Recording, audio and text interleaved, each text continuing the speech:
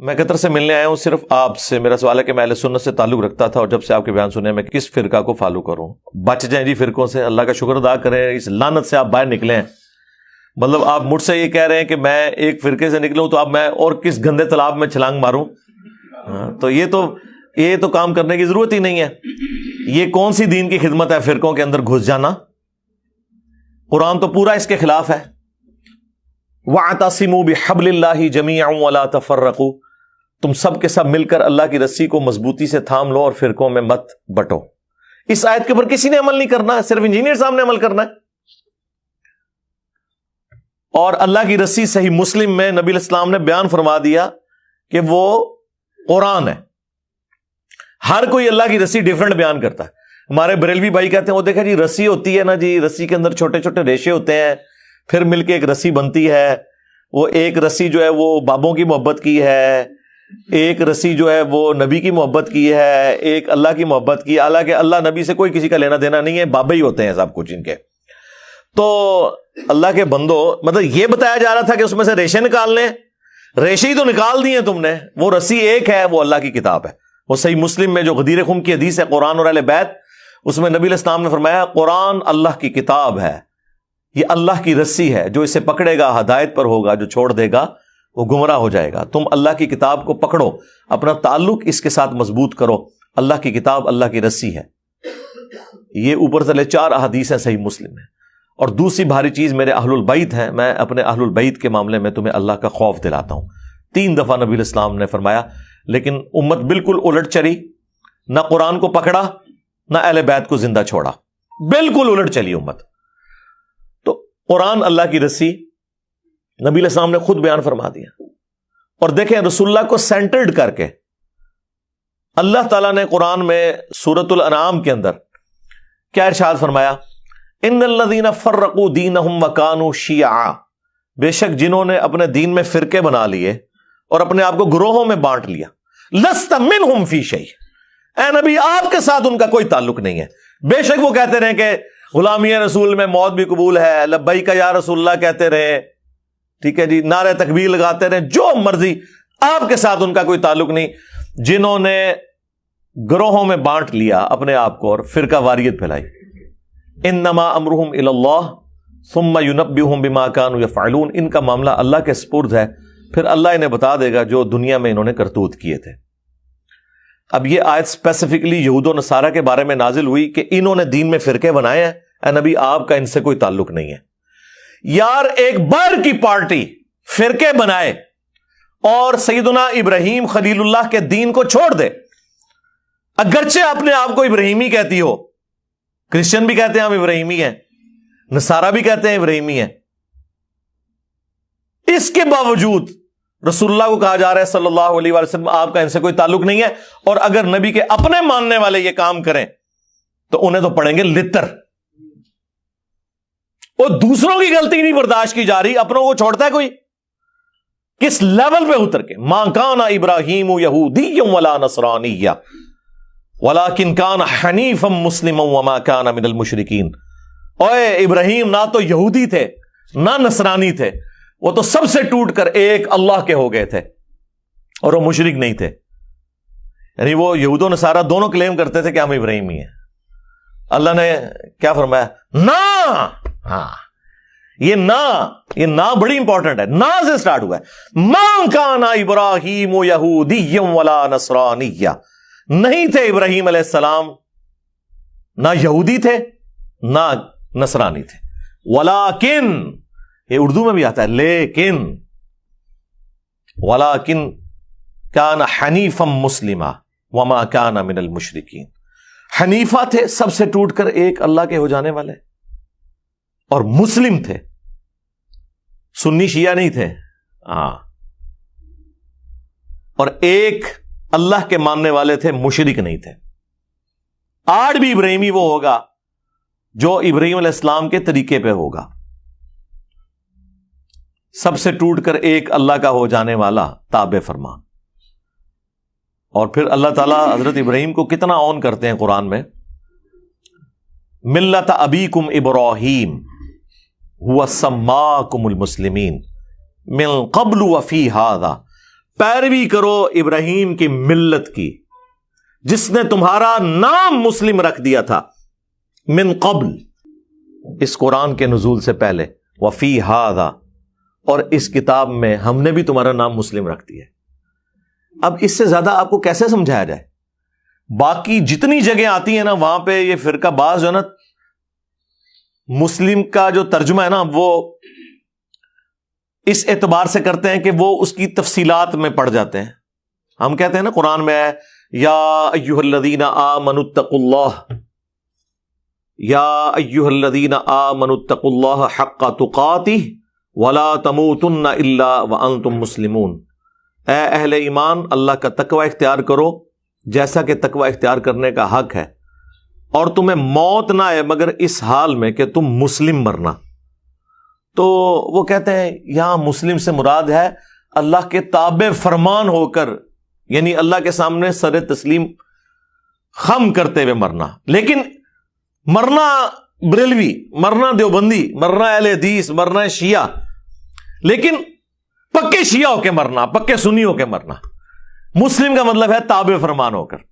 اب مجھے بتائیں تابع فرمان اللہ اور اس کے رسول عز و جل و صلی اللہ علیہ وآلہ وسلم کا وہ ہوگا جو ان کا کہنا مان رہا ہے، یا وہ ہوگا جو بالکل الٹ چل رہا ہے؟ جو کہنا مان رہا ہے وَاعْتَصِمُوا بِحَبْلِ اللَّهِ جَمِيعًا وَلَا تَفَرَّقُوا، وہ کہتے ہیں نہیں جی وہ تو حدیث میں آیا کہ 73 فرقے ہو جائیں گے۔ جی حدیث میں آیا کہ 73 ہو جائیں گے، لیکن یہ تو نہیں کہا کہ بڑھاؤ۔ یہ دو الگ چیزیں ہیں۔ غیبی خبر کو انہوں نے عقیدہ بنا لیا۔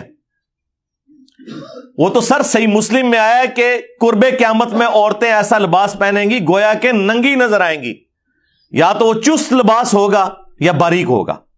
تو اس کا کیا مطلب ہے کہ نبی علیہ السلام نے ہمیں یہ حکم دیا ہے کہ اپنی عورتوں کو ننگا لباس پہنانا ہے، یا یہ مطلب ہے کہ ایسا ہوگا تم نے نہیں کرنا؟ تو سرکار اس کو جوڑ لیں ادھر جو ابو داؤد کے اندر حدیث ہے۔ ترمذی والی سند کے اوپر کلام ہے وہ جو 73 فرقوں والی ہے، لیکن ابو داؤد والی سند جو ہے وہ مضبوط ہے کہ میری امت کے 72 فرقے جہنم میں جائیں گے اور صرف ایک جنت میں جائے گا، اور وہ نبی علیہ السلام نے اسے فرقہ نہیں فرمایا، فرمایا ہی الجماع، وہ ہوگی جماعت، مین سٹریم کی امت۔ اور فرق عربی میں کہتے ہیں ٹوٹ کے الگ ہونے کو۔ ایک درخت سے جب پتا ٹوٹتا ہے نا تو اس پتے کو کہا جاتا ہے یہ فرق ہو گیا اس سے۔ پتا نہیں کہہ سکتا یہ درخت بھی ایک فرقہ ہے اور میں بھی ایک فرقہ ہوں، سمجھ آئی؟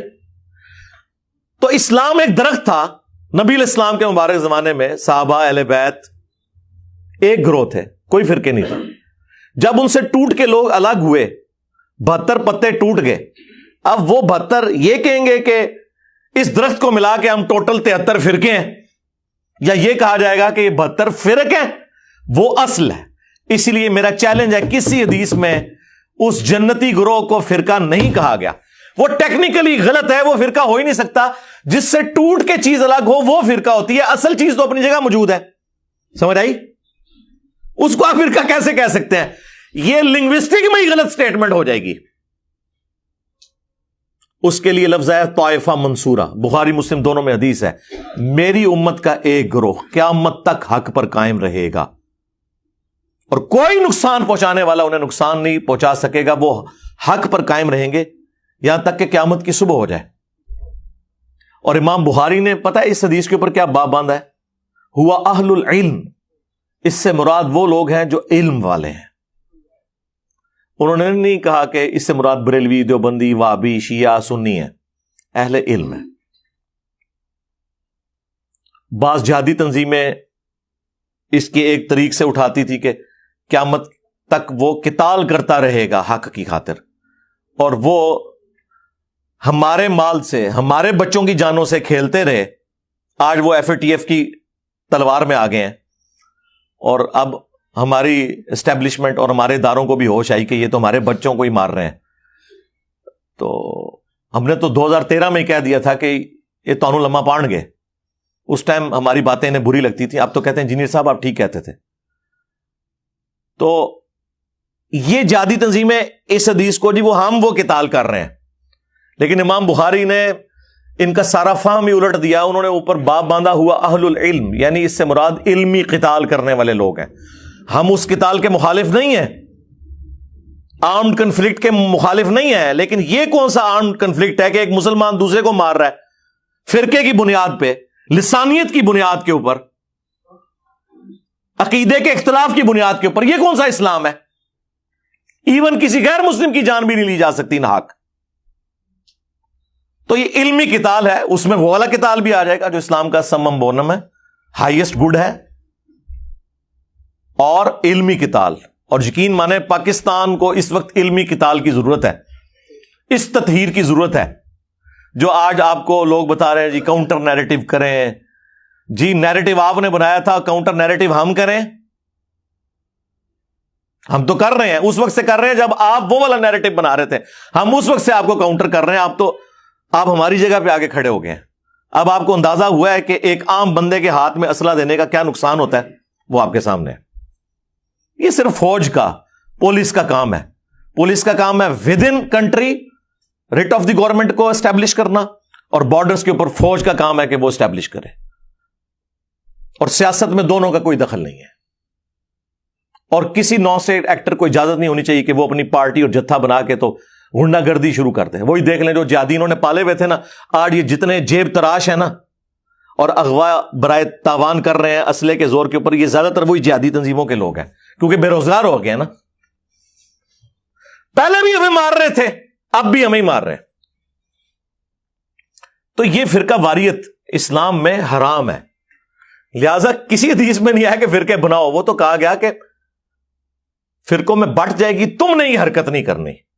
یہ ہمیں ڈرایا گیا تھا کہ وہ 73 میں بٹ جائے گی اور 72 فرقے ہوں گے اور ایک گروہ قیامت تک حق پہ قائم رہے گا. اب وہ مجھے بتائیں، وہ گروہ نبی الاسلام کے زمانے میں آپ صلی اللہ علیہ وآلہ وسلم، آپ کے اہل البیت اور صحابہ تھے، اور آج بھی وہ ہوگا جو اللہ رسول صحابہ اور اہل بیت کی بات کر رہا ہے، اور خالی بات نہیں، ان کی تعلیمات کو لے کے چل رہا ہے. اپنے بابوں کی بجائے رسول اللہ کے قدموں میں امت کو لے کے جا رہا ہے. جو ہم عرض کرتے ہیں کہ میرے نبی سا ہے ہی کوئی نہیں، تیرے بابے تھے شاہی کوئی نہیں. ہاں، کیونکہ تو بابوں کے پیچھے چل رہا ہے. تم لوگوں نے چندے اکٹھے کیے اللہ اس کے رسول کے نام کے اوپر، سواریاں سوار کی مکے اور مدینے کی آوازیں لگا کر، اور پھینکی دیوبند میں، بریلی میں، وہابیت میں، سنیت میں اور شیعت میں. اور دیکھیں کتنا دھوکہ دیا ہے، آوازیں اللہ رسول کی لگائی ہیں. یہ غدار ہیں. لوگ کہتے ہیں جی ان کے ساتھ ذرا نرمی سے بات کریں. ہم سے زیادہ تو نرم ہی کوئی نہیں ہے. حضرت عمر ہوتے تو ان کی گردنیں نظر آتی. ہم تو صرف علمی اختلاف کرتے ہیں. رہ گیا اگر یہ کافر ہونے کی اناؤنسمنٹ کر دیں تو ہم ان کی بات کرنا بھی چھوڑ دیں گے.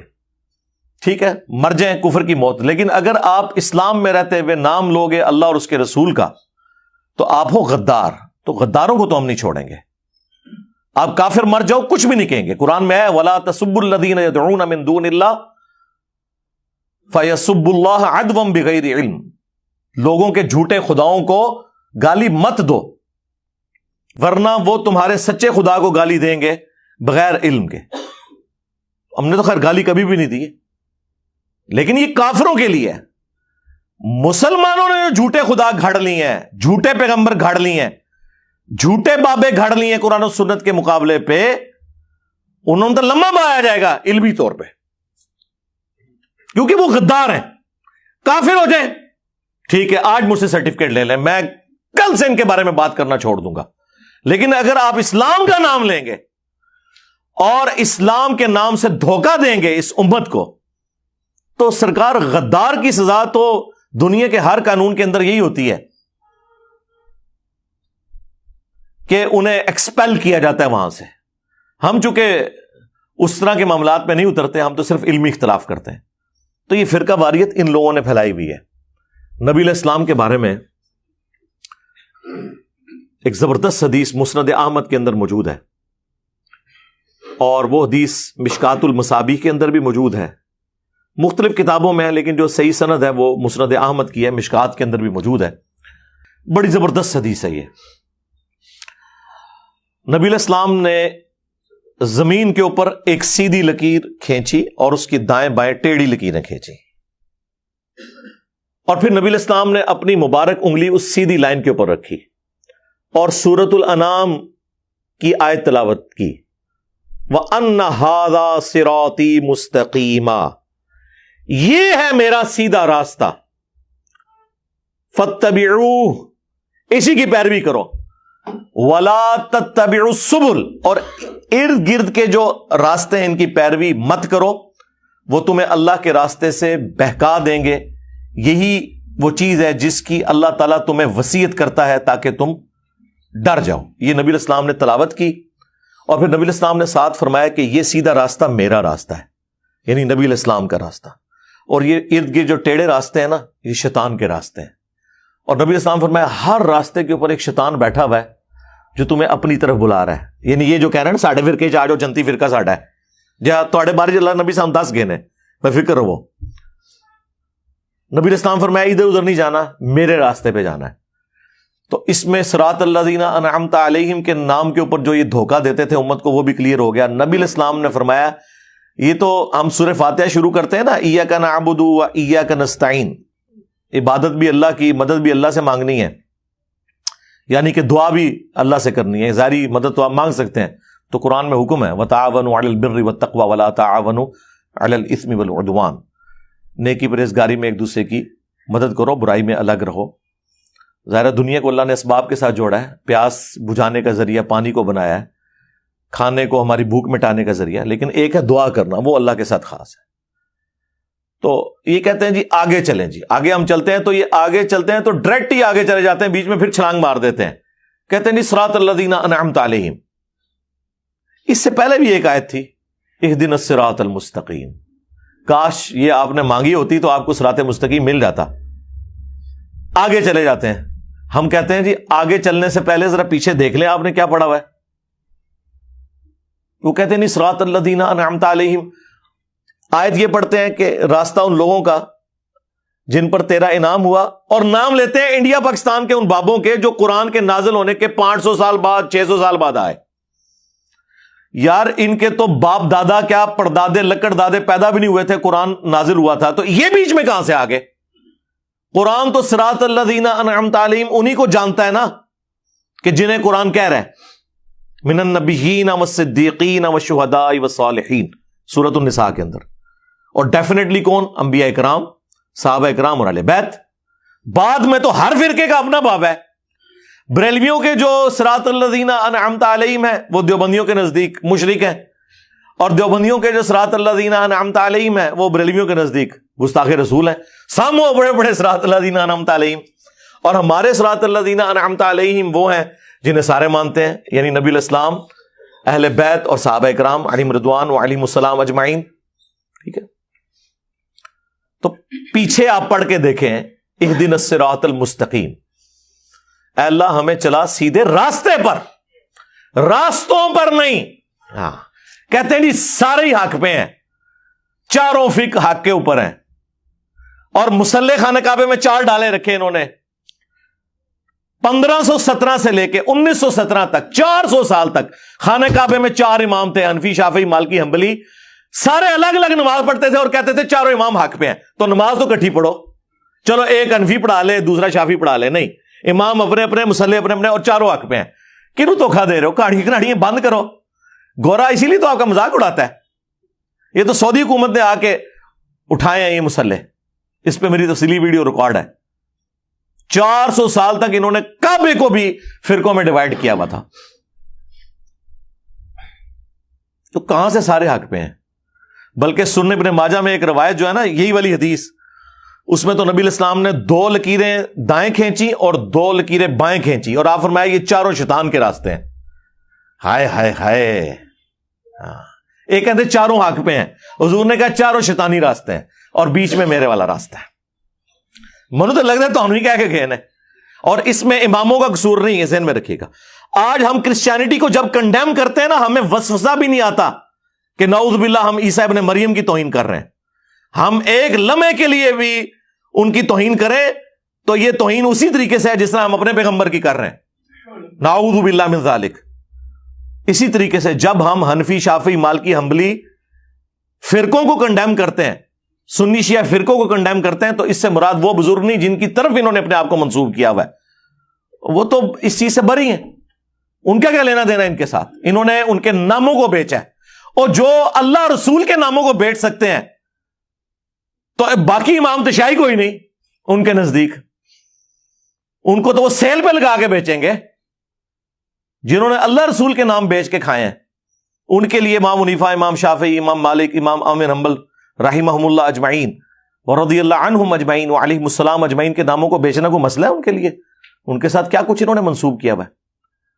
تو نبی علیہ السلام فرمایا یہ میرا راستہ ہے، جو درمیان والا راستہ ہے، یہ ارد گرد شیطان کے راستے ہیں اور شیطان اپنی طرف بلا رہا ہے۔ تو اہدنا الصراط المستقیم کی تشریح میں نے مسند احمد اور مشکات سے بیان کر دی کہ نبی علیہ السلام نے کہا وہ میرا راستہ ہے۔ اب آپ پڑھیں صراط الذین انعمت علیہم، راستہ ان لوگوں کا جن پر تیرا انعام ہوا، ان لوگوں کے راستے نہیں، راستہ۔ تو راستہ کون سا ہے؟ نبی علیہ السلام کا۔ اس کا مطلب ہے یہ کہ جس طرح اللہ نے اپنے نبی علیہ السلام کے ذریعے امت کو ہدایت دی، ایک راستہ بتایا، اور اس کے اوپر صحابہ کرام اور اہل بیت چل کر کامیاب ہوئے، اس طرح ہمیں بھی اسی راستے پہ چلنے کی توفیق دے۔ صراط الذین انعمت علیہم کا مطلب یہ ہے، ورنہ تو ہوتا کہ بزرگوں کے راستوں پہ چلنے کی توفیق دے، نہیں، بزرگوں کا راستہ۔ کون سے بزرگوں کا راستہ؟ جو اپنے نبی کے وفادار تھے، غداروں کا نہیں کہ چندے کھاتے رہے اللہ اور اس کے رسول کے نام کے اوپر، ان کا نہیں۔ تو نبی کا راستہ تو سرکار وہی بتا رہا ہے آپ کو جو دلیری سے یہ کلمہ حق بلند کر رہا ہے کہ میرے نبی سا ہے ہی کوئی نہیں، تیرے بابے تے شاہ ہی کوئی نہیں۔ یعنی اس سے مراد ہے رسول اللہ کے مقابلے پہ، ہمارے مقابلے پہ نہیں۔ آپ کو کہتے نہیں ہے جی وہ جی کوئی بڑے سے بڑا بزرگ بھی ہو، ایک صحابی کے گھوڑے کے قدموں کی خاک جو اس کے نتنوں میں بیٹھتی ہے اس کے برابر نہیں ہے۔ خود تو اپنے بزرگوں کو اس طرح ذلیل کرتے ہو، اس کے مقابلے پہ بابے تے شاہی نہیں، یہ تو بہت چھوٹا جملہ ہے۔ آئے نا داڑھ تھلے، کہنا تو چاہیے کہ تواڈے بابے جڑے نا گھوڑیاں دی خاک دے برابر بھی نہیں، خود تو یہ بتا رہے ہوتے ہیں۔ وہ کہتے ہیں نہیں، وہ ہم کہہ رہے ہوتے ہیں صحابہ کے مقابلے پہ۔ تو سرکار ہم بھی آپ کے بابوں کو رسول اللہ کے مقابلے پہ کہہ رہے ہیں، اپنے مقابلے پہ تو کہہ ہی نہیں رہے۔ ویسے تو اپنے مقابلے میں بھی کہ تو کوئی اتنی غلط بات نہ ہو جو کچھ ہو چکا ہے بابوں کے ساتھ۔ صدیوں میں آپ لوگوں نے جو عزتیں ویل کی تھی، 14 سال مٹی پلیت ہو گئی ہے، جو جھوٹ کی عمارتیں آپ نے کھڑی کی ہوئی تھی۔ تو الحمدللہ فرقہ واریت کے خلاف آواز یہاں سے بلند ہو رہی ہے، اور اسلام میں فرقوں کی کوئی اجازت نہیں ہے، لہذا ہمیں یہ اس طرح کی پرچیاں نہ لکھ کے بھیجا کریں کہ جی ہمیں فرقہ بتائیں کون سا ہے۔ آپ یہ دعا کیا کریں کہ ہمیں اللہ اور اس کے محبوب صلی اللہ علیہ وآلہ وسلم کی تعلیمات کے مطابق اے اللہ زندہ رکھنا، اسی پہ موت دینا۔